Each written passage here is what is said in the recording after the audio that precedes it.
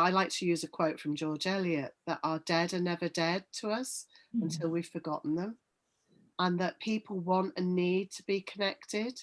They need to remember and to be remembered, and that continuing bonds is about the presence of an ongoing inner relationship with the person who's died. And that's really important.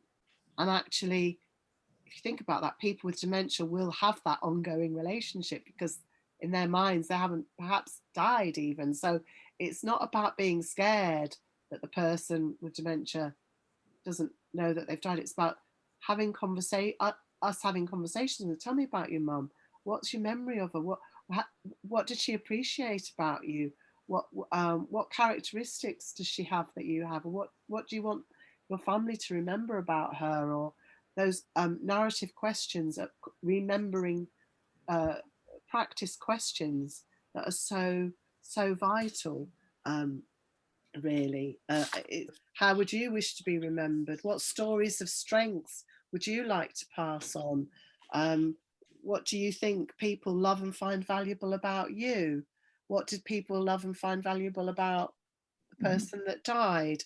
Who else knows about this? So it's about thickening that story, like you said earlier, Francis, about creating more story, not less, not shutting it down and going, oh, shh, they've died, let's not talk about them. Oh, tell me more about your mum, your dad, your auntie, your brother, and thickening those stories, and not being afraid of those stories, really.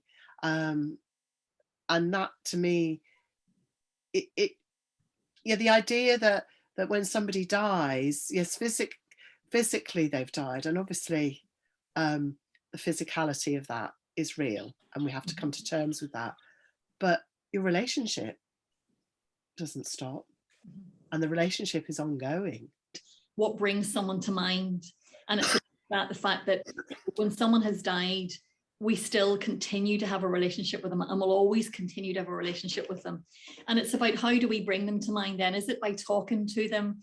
Is it by, a piece of music? There's music that reminds me of various people that have died, and sometimes it's happy memories, and sometimes you might shed a tear, so you could laugh or you could cry about it, but it's about thinking about that person, if they're still there, or photographs, or whatever we do to keep someone in mind, because we will continue to think about them.